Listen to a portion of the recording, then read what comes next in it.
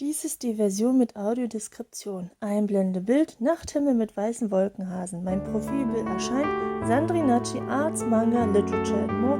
Die Sprechblase aus dem Profilbild sagt The Bumpy Road to Artist Skills. Hallo zusammen und willkommen zu meinem ersten richtigen Video auf diesem Kanal. Ich zeige euch ein paar der ersten Zeichnungen, die ich im Manga-Stil gezeichnet habe, und ich zeige euch die Mangas, die mich in meiner Anfangszeit besonders beeinflusst haben. Also fangen wir an. Sailor Moon und Sailor V wurden von Naoko Takeuchi gezeichnet. Ich habe hier Sailor Moon Band 1. Auf dem Cover sehen wir Sailor Moon in ihrer typischen Heldenpose uns anlächeln vor einem wunderschönen Halbmond. Das Buch nennt sich Die Metamorphose. Auf Sailor Moon Band 2 sehen wir noch einmal Sailor Moon, Tuxedo Mask, ihren Love Interest, und Luna die Katze, die Helferin von Sailor Moon. Ebenfalls vor einem wunderschönen Halbmond und einem Nachthimmel. Der Band heißt Der maskierte Mann. Sailor V, habe ich hier auch Band 1 liegen, ist die sogenannte Vorgeschichte von Sailor Moon. Und auf dem Cover sehen wir einmal Sailor V und mit ihrem Maskottchen der Katze Artemis. Des Weiteren habe ich hier einmal ein Sailor Moon Art Edition Band 2 liegen. Die Sailor Moon Art Edition war so etwas Ähnliches wie ein Softcover Artbook. Ich meine, das war die preisgünstige Alternative zu den richtigen Sailor Moon Artbooks. Ich glaube, ein Artbook von Sailor Moon hat damals um die 50 Mark gekostet und diese Bände hier kosten nur 8,20 Mark. Also für Leute, die nicht so viel Taschengeld hatten, die ideale Lösung. Natürlich fehlen jetzt in diesen Softcover-Büchern ein paar Bilder. Ich meine, es sind Bilder, die man so ausklappen kann. Da gab es bei den Sailor Moon Artbooks wirklich so riesige Bilder, die man ausklappen konnte. Mit allen Charakteren drauf. Die fehlen jetzt bei dieser Art Edition. Auf der Art Edition abgebildet ist einmal Sailor Moon mit ihrem Zepter und Sailor Chibi Moon. Was auch auffällt, ist, dass Naoko Takeuchi sehr sanfte Farbübergänge mag. Auf Band 1, wo Sailor Moon ja diese Heldenpose einnimmt, ist im Hintergrund der Übergang von Lila über Orange, Rot zu Gelb ganz sanft dargestellt. Auch die Charaktere sehr ich würde sagen, zart dargestellt, wenn man sich das fliegende Haar von Sailor Moon ansieht, wie das so sanft dargestellt wurde, auch auf Band 2 oder bei Sailor V, die Haare, fliegende, fließende Haare, zarte Linienführung. Ein bisschen auffällig ist, dass die Hände sehr, sehr zart gemalt sind. Fast schon, ich würde sagen, spindeldürr. Ja. Kommen wir jetzt zu meinen eigenen Zeichnungen, die ja natürlich zu dem Zeitpunkt, als ich Sailor Moon gelesen habe und mich davon beeinflussen lassen habe, war ich 10. Dementsprechend sehen die Zeichnungen natürlich nicht so filigran aus. Ich habe hier das sind 3 DIN A4 Seiten, die in der Hälfte so geknickt wurden, dass sie ein Heft ergeben. Es gibt gleich ein Cover, Titel Der Dämon, umrahmt von Blümchen. Auf dem Cover selbst sind 4 Mädchen zu sehen. Eine trägt eine Brille und einen geflochtenen Zopf. 2 haben schulterlange Haare, die eine dunklere, die andere hellere Haare. Und dann gibt es noch eine durch ein riesengroßes Fragezeichen, wahrscheinlich als mysteriös gelesene Person, eine junge Frau mit langem, hellem Haar, einer dunklen Sonnenbrille und einer Schleife im Haar. In der Ecke wird auch nochmal darauf hingewiesen, dass es hierbei um Band 1 oder Heft 1, Folge 1 sich handelt. Natürlich, mit 10 Jahren wird das nicht so aussehen wie von der Zeichnerin von Sailor Moon. Auffällig finde ich, dass aber auch da schon auf meinen Bildern zu sehen ist, diese langen Beine, und in meinem Fall ein paar Stummelfüße, mit der Proportion, nun ja, auf meinem Bild sind die Arme wesentlich zu kurz gezeichnet. Trotzdem kann man durchaus erkennen, die Emotion, eine scheint zu weinen, die andere lächelt einen an. Man versteht es. Es ist natürlich rudimentär und einfach, aber man versteht es schon.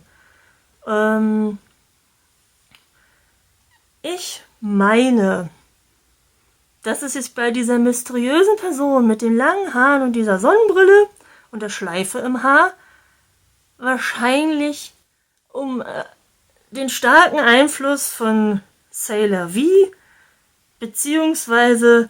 Sailor Venus handelt. Denn in Band 2 von Sailor Moon, was im Übrigen der erste Manga-Band war, den ich überhaupt gekauft habe, zu dem Zeitpunkt, als ich angefangen habe, war Sailor Moon Band 1 nämlich kurzzeitig vergriffen, also gab es erst Band 2. Und in Band 2 taucht zum allerersten Mal Sailor Venus auf und gibt sich als die lang gesuchte, verschollene Prinzessin Serenity aus. Und ich glaube, das spiegelt das tatsächlich so ein bisschen wider. Sie taucht in eine mysteriöse Person, die auftaucht. Sie hat lange Haare und eine Schleife im Haar, genauso wie Sailor Venus bzw. Sailor V. Oder wie. Ja, das ist auch so eine Sache. Sagt man jetzt Sailor V oder Sailor V? Ich versuche Sailor V zu sagen. Früher habe ich definitiv Sailor V gesagt. Ich glaube sogar im Anime wurde sie Sailor V genannt. Vielleicht, wenn ihr euch noch dran erinnert, könnt ihr das in die Kommentare schreiben. So, blättern wir das Heft mal auf, denn ich habe tatsächlich auch damals mit 10 versucht, einen Comic zu zeichnen. Natürlich auf den ersten Blick ist alles durcheinander, es ist alles mit Bleistift gemalt, auch das Cover vorne ist auch mit Bleistift gezeichnet. Also geschichtenmäßig scheint es darum zu gehen, dass die 3 Mädchen, das Mädchen mit dem geflochtenen Zopf und die Mädchen mit den schulterlangen Haaren, sind in einer Art Bibliothek, finden ein Buch, da gibt es eine Art Zauberspruch, sie lesen den laut vor und wie es nun mal so ist, haben sie scheinbar gerade einen Dämon beschworen, wissen es aber noch nicht. Wir werden auch nie erfahren, wie es weitergeht, weil auf der nächsten Seite ist einfach nichts. Also jedenfalls kein Comic mehr. Ich kann leider auch nicht mehr sagen, wie es weitergegangen sein könnte.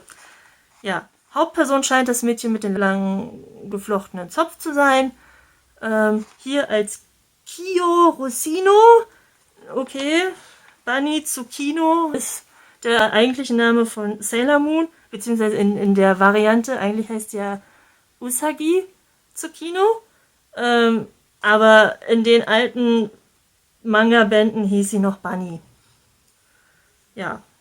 Also auch da eine gewisse Ähnlichkeit erkenne ich. Ja, zeichentechnisch, nun ja, wir haben lauter kleine Fingerchen, Ärmchen, Figuren, die proportional nicht stimmen. Aber ich meine, hey, ich war 10 Jahre alt zu dem Zeitpunkt. Wir können ja mal ein Auge zudrücken, würde ich sagen. Blättern wir noch mal eine Runde weiter. Ist auch schon plötzlich das nächste Kapitel da, was sich dann als die neue Freundin bezeichnet. Und dort habe ich noch einmal die langhaarige, mysteriöse Schönheit gezeichnet, aber diesmal ihr ein orange-gelbes Outfit mit einem gelben Smiley verpasst. Was noch einmal mehr die Verbindung zu Sailor Venus, glaube ich, darstellt, weil die Farbe von Sailor Venus war orange. Auf dem Cover von der Dämon sind auch noch diese Blümchen und ich meine, dass ich diese hier auf Ich öffne die Art Edition Band 2. hiervon abgemalt habe. Kann natürlich auch falsch sein. Ich habe hier nochmal ein Bild von Prinzessin Serenity, diesmal allerdings in richtig, weil das ist ja die eigentliche Identität von Sailor Moon, mit ihren langen fließenden Haaren, dem Halbmond auf der Stirn und in ihrem Haar hat sie, wenn man das so ein bisschen sieht, diese Blümchen. Und ich glaube, das ist ein bisschen davon beeinflusst. Also mit viel Augen zudrücken würde ich sagen, ja. Genau.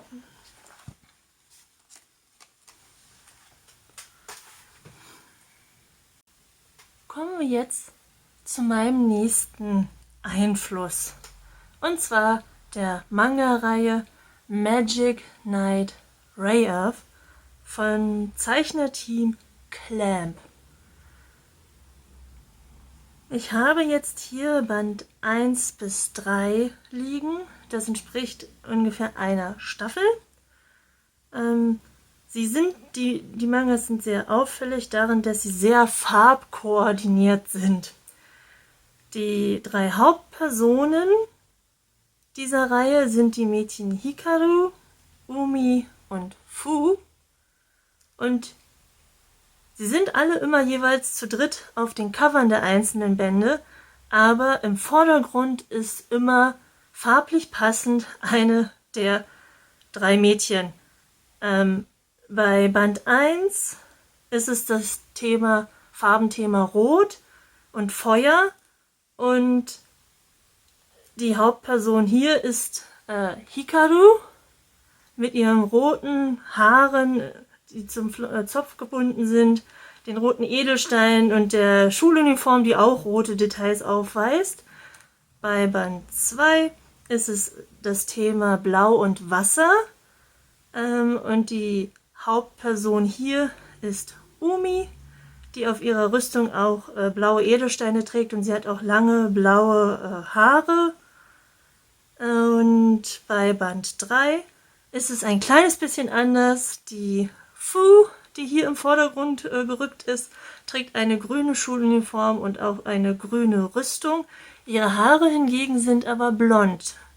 Außerdem ist das Element bei Band 3 der Wind. Magic Knight Rayearth war die zweite Serie an Mangas, die ich je gekauft habe. Sie kam ungefähr 7-8 Monate, meine ich, nach Sailor Moon raus. Ist aber ein anderer Verlag. Diese Magic Knight Rayearth ist von Carlsen Comics, während Sailor Moon von Egmont war, beziehungsweise deren Sparte für Comics, Feast Comics. Und ich bin einfach nur in die Buchhandlung gegangen und habe das dann halt, ich glaube, die ersten beiden Bände gab es damals, als ich in den Buchladen gegangen bin und das gesehen habe, dachte, oh, das sieht irgendwie aus wie Sailor Moon. Ich glaube, ich muss das kaufen und schwupps, war es gekauft. Und es stellte sich halt heraus, ja, es ist schon eine gewisse Ähnlichkeit vorhanden. Es sind auch wieder Mädchen, die sich verwandeln können und immer wieder neue Updates bekommen für ihre Rüstung und Uniform und so weiter und so fort. Wollen jetzt nicht zu tief eingehen, aber Magic Knight Rayearth hat auf jeden Fall bestimmte Sachen, die ich zum Teil, glaube ich, auch heute noch mache, schon beeinflusst. Zum Beispiel, wenn man sich auf den Rüstungen die Edelstein-Details so ansieht. Ich zeige euch jetzt mal ein Bild, das habe ich zur ähnlichen Zeit wie damals gemalt. Und hier haben wir einen jungen Mann, der ein Schwert in der Hand hält. Er trägt eine Art mittelalterliche Kleidung, hat braune Haare, trägt ein Bandana und sein Schwert, Kreuz oder Parierstange, ist auf jeden Fall mit riesengroßen Edelsteinen besetzt und diese Edelsteine haben Lichtreflexe, die ich mir definitiv von den Lichtreflexen auf den Edelstein von den Magic Knight Rayearth Kriegerinnen abgezeichnet habe. Und zum Teil male ich, wenn ich einen Edelstein malen soll, die Lichtreflexe immer noch so ein. Ja, ich habe noch ein paar andere Bilder, die dazu passen. Zum Beispiel hier eine junge Frau mit hellen blonden Haaren. Es ist auch auffällig, dass so wie ich Augen gezeichnet habe, sie in eine gewisse eckige Richtung gehen, wie es auch bei Magic Knight Ray aufgeht. Gut, hier ist es mehr rundlich, aber so vom Stil her, finde ich, passt schon gut zusammen. Auf jeden Fall, diese junge blonde haarige Frau hat so ein mysteriöses Tattoo auf der Stirn und diese Ohrringe, finde ich auch, so diese Art Kristalle zu zeichnen. Das ist tatsächlich mehr von Sailor Moon, glaube ich, beeinflusst worden, weil ich glaube, der Silberkristall, ein bedeutend wichtiges Artefakt im Manga, ist auch, meine ich, so ähnlich gezeichnet. Ja, und sie lächelt halt, ja, ein bisschen mysteriös, würde ich sagen, ist diese Person. Und das letzte Bild, was ich gefunden habe, ist eine grünhaarige Kriegerin, die eine blaue Rüstung hat und ein weißes Hemd, schwarzes Bandana. Sie hält auch ein Schwert, aber man sieht eigentlich nur das Ende vom Schwert ganz oben links. Ich habe wahrscheinlich einfach es nicht mehr geschafft, das so zu zeichnen, dass man das sehen kann. Wobei ich bei diesem Bild auffällig finde, da sind die Augen wirklich sehr groß und schon noch ähnlicher dem, wie es dann bei Magic Knight Ray ist. Nur, dass ich hier scheinbar vergessen habe, die Pupillen einzuzeichnen. Es sieht ein bisschen merkwürdig aus. Aber gut.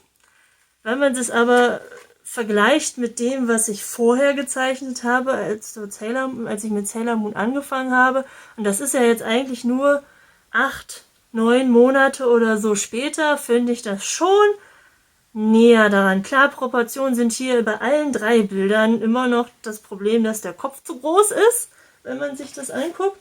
Die Köpfe sind immer zu groß und die Hälse zu lang. Schultern gehen manchmal aber auch nicht. Und wenn ich mir angucke, wie die Grünhaarige in ihrer blauen Rüstung dasteht, ist die Rüstung auch nur an einer, also die Schulterstücke der Rüstung sind nur an einer Stelle mit dem Brustteil verbunden. Das heißt eigentlich, bei der nächsten Bewegung müssten die Schulterpolster bzw. Schulterschutzteile von der Rüstung eigentlich wegfliegen. Nun ja, also damals ist mir das wahrscheinlich nicht so aufgefallen, obwohl ich da auch Löcher gemalt habe für andere, habe ich das irgendwie nicht eingezeichnet. Also ich habe Löcher gezeichnet, wo eigentlich auch Verbindungen sein müssten mit dem Brustrüstungsteil, aber die sind nicht da. Aber ich sag mal, ich sehe es als Fortschritt, dass mir es jetzt auffällt, dass das so nicht funktionieren kann. Ja. Einblendebild, Nachthimmel mit weißen Wolkenhasen. So, und damit sind wir am Ende dieses Videos angelangt. Es wird noch weitere Teile geben. Falls jemand Verbesserungsvorschläge hat, nur her damit. Bis dann!